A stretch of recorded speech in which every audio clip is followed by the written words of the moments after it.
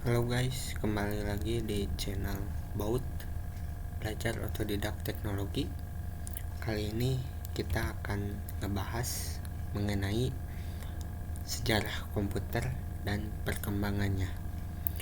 Namun sebelum kita membahas tentang sejarah komputer itu sendiri, kita akan mereview dulu mengenai video sebelumnya, yaitu mengenai video apa itu IT. Nah, di sana kita membahas mengenai teknologi.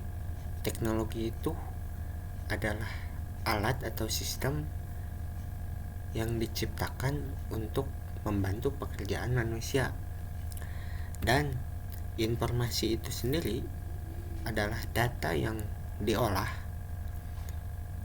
sudah diolah yang berguna untuk yang menerimanya. Nah, ini sedikit review ya mengenai pertemuan kemarin tentang apa itu IT.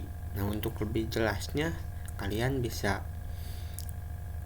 nonton terlebih dahulu tentang apa itu IT, karena yang kita bahas ini kan mengenai komputer, dan komputer itu bagian daripada teknologi. Nah, langsung saja kita masuk kepada pengertiannya dulu ya. Apa itu komputer? Pengertian komputer. Komputer adalah alat elektronik otomatis yang dapat menghitung, mengolah data menurut yang diinstruksikan, lalu memberikan hasil pengolahan, serta dapat menjalankan sistem multimedia. Sistem multimedia itu bisa berupa foto, video, audio ya. Nah, ini pengertian komputer saya ambil dari Kamus Besar Bahasa Indonesia. Nah, kita langsung masuk kepada komputer generasi pertama. Namun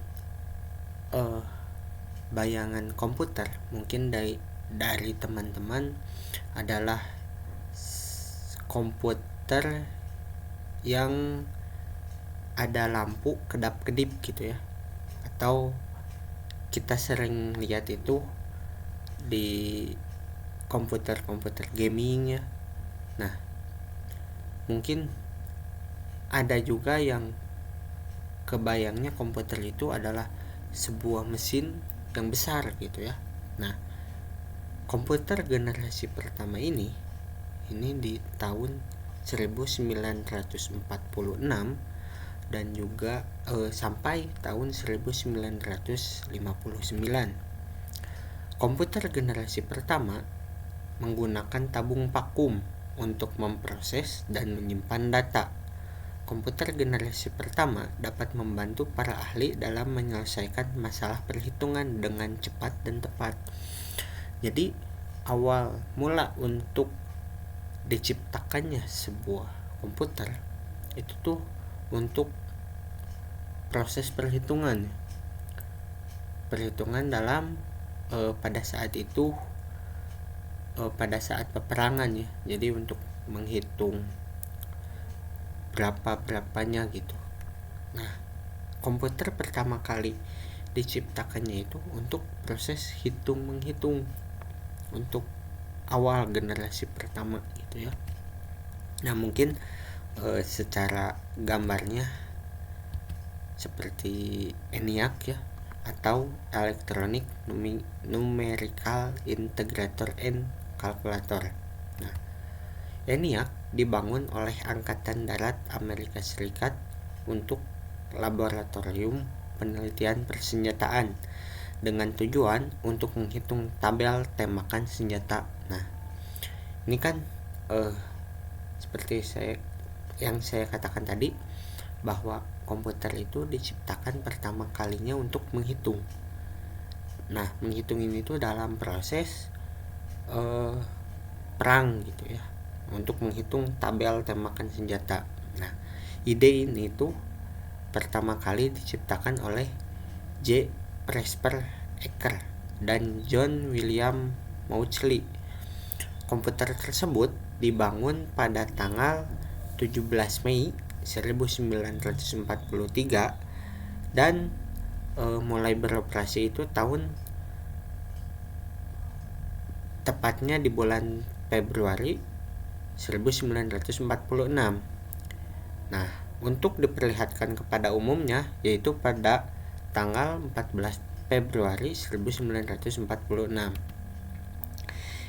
ENIAC ini tuh pada saat itu menjadi viral ya, karena ukurannya itu yang besar gitu ya, sampai memiliki 17.468 tabung dan beratnya itu hampir 20 ton gitu ya.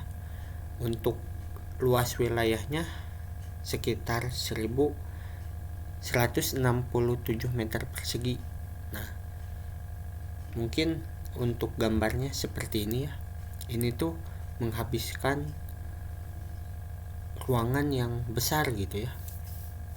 Kebayang jika komputer pada zaman sekarang dan seorang teknisi komputer itu atau seorang IT support ya, jika ada kendala ataupun kerusakan di salah satu bagian, kebayang kita harus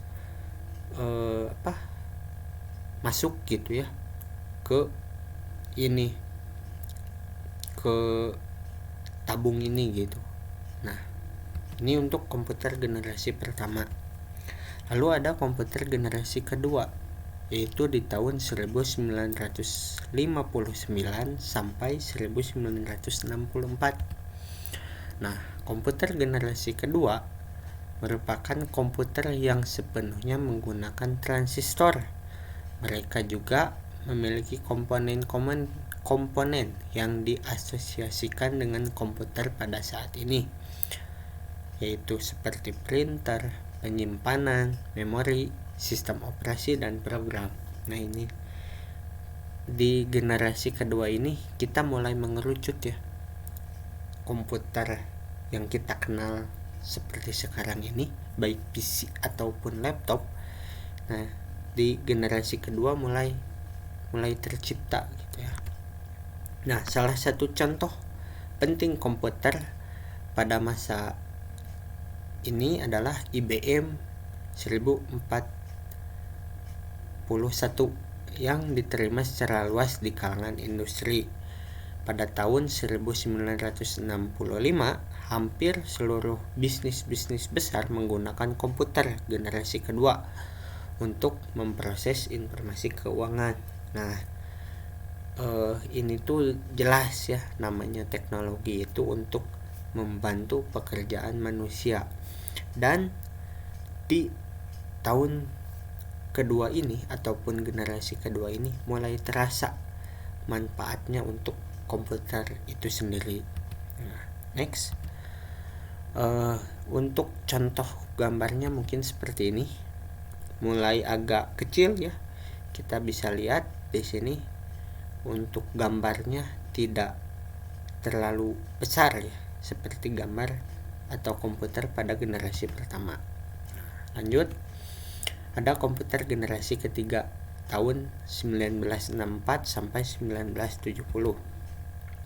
Nah, komputer generasi ketiga menjadi semakin kecil karena komponen-komponennya dapat dipadatkan dalam chip. Nah, komputer yang kita lihat sekarang kecil ya, baik PC ataupun laptop itu sendiri, sebenarnya yang inti daripada komputer itu adalah chip gitu ya, CPU-nya atau otak lah, bahasa teknisinya yaitu otak komputernya. Nah, si otak itu yang kecil yang berbentuk kotak itu tuh menyimpan berapa juta instruksi gitu ya di dalamnya. Nah, yang semakin dikecilkan itu tuh itunya, chip yang ada di komputernya kan. Nah, kemajuan komputer generasi ketiga adalah penggunaan sistem operasi. Nah, untuk sistem operasi ini mungkin kita akan bahas di next video ya, kita akan mencoba menginstal sistem operasi baik itu Windows ataupun Linux ya. Nah, next untuk contohnya dari generasi ketiga mungkin seperti ini. Ini sudah agak kecil ya, karena di dalamnya sudah ditanamkan chip gitu kan. Nah, next selanjutnya kita masuk kepada generasi keempat di tahun 1970. Komputer generasi keempat bertujuan untuk mengecilkan ukuran gitu kan. Semakin kecil ukurannya. Nah, sudah seperti ini. Itu kan udah bentuknya itu sudah seperti yang kita tahu ya tentang komputer itu sendiri. Nah, generasi kelima ini komputernya sudah sangat pintar gitu ya. Nah, kemunculan generasi kelima ini dipeloporinya oleh negara Jepang. Komputer generasi kelima difokuskan kepada AI atau Artificial Intelligence atau kecerdasan buatan, yaitu sesuatu yang berhubungan dengan penggunaan komputer untuk melaksanakan tugas-tugas yang merupakan tingkah laku manusia, seperti contohnya robot ya, kita sudah pada tahu.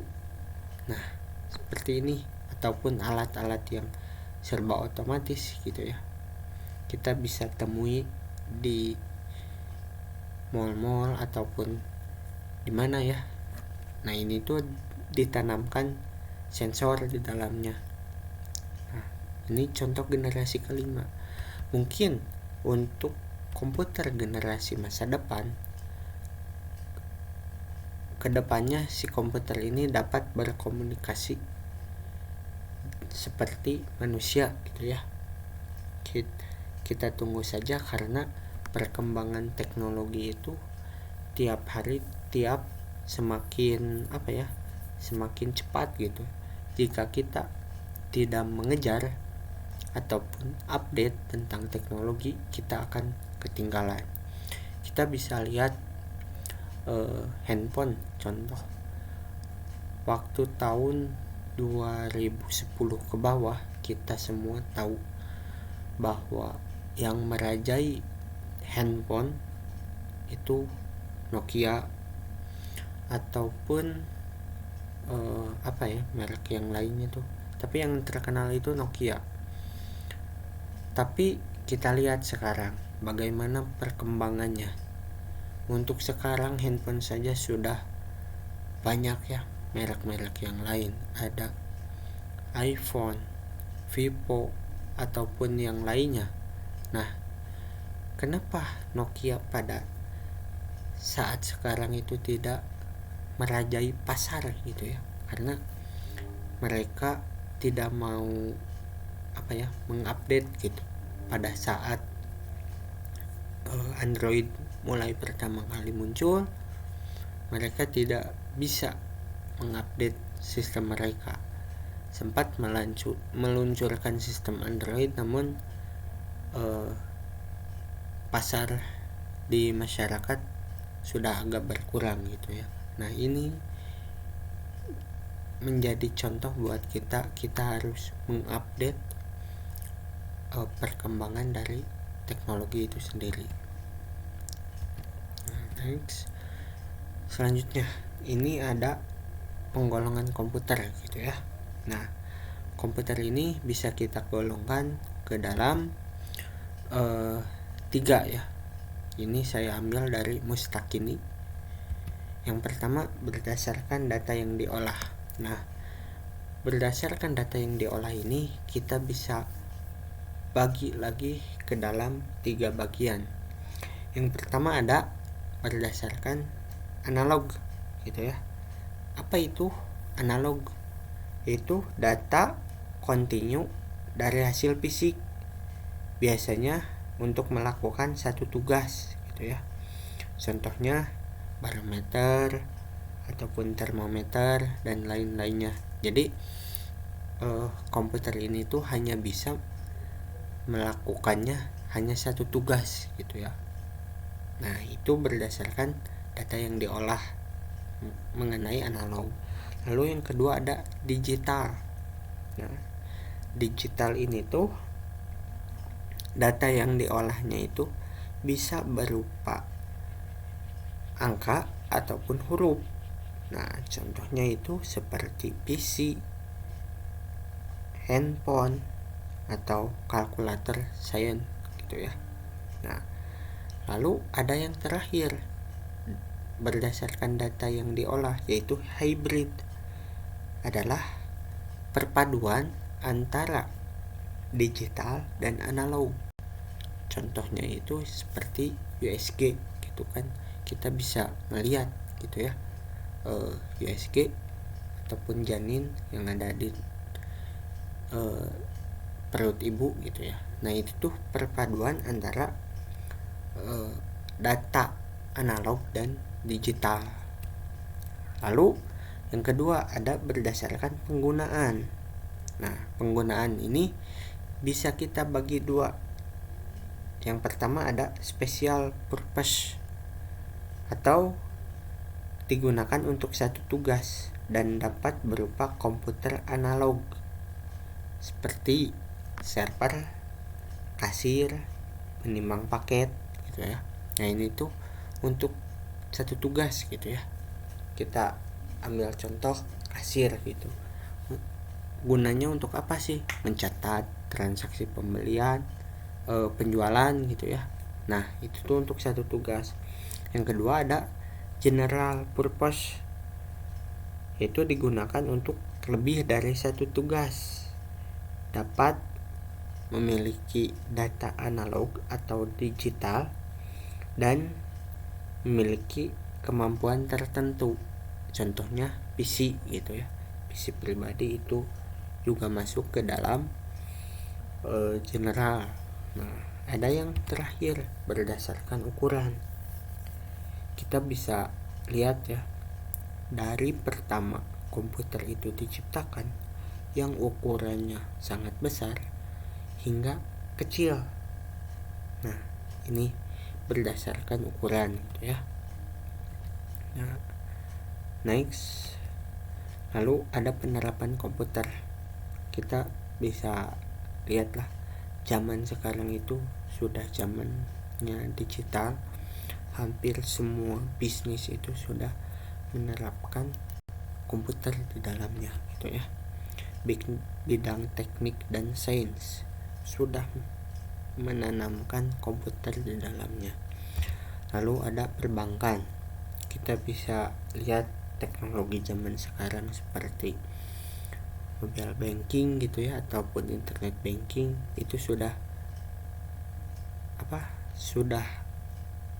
ada teknologi komputer di dalamnya. Lalu kedokteran sama seperti tadi USG gitu kan.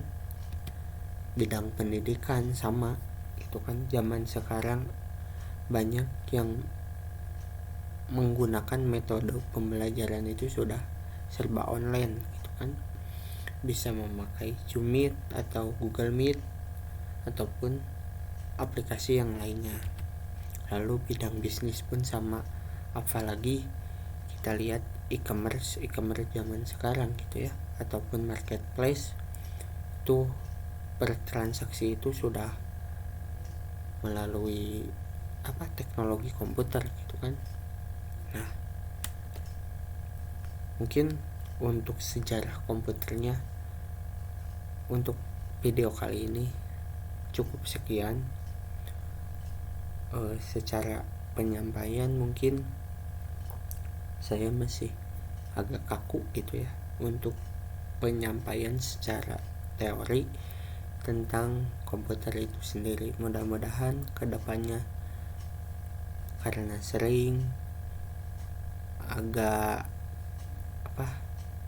tidak canggung gitu ya untuk bisa berbicara di depan umum, karena tujuan saya untuk membuat akun YouTube ini tuh ya untuk bisa berbicara di depan umum dan juga mengenal sejauh mana kemampuan saya memahami tentang teknologi. Nah, untuk lebih jelasnya kalian bisa lihat di video tentang perkenalan channel ini. Nah, mungkin untuk pertemuan kali ini kita cukupkan saja mengenai sejarah komputernya. Mudah-mudahan kalian bisa mengerti ataupun ada gambaran tentang sejarah komputernya. Kalaupun tidak mengerti, kalian bisa cari di internet ataupun di YouTube mengenai sejarah komputer itu yang lengkap bagaimana, dan mudah-mudahan bisa bermanfaat. Ataupun jika ada yang mau ditanyakan bisa langsung tanyakan di kolom komentar di bawah. Sekian dari saya, kita ketemu lagi di next video. Kita akan membahas mengenai komponen-komponen komputer itu apa saja. See you.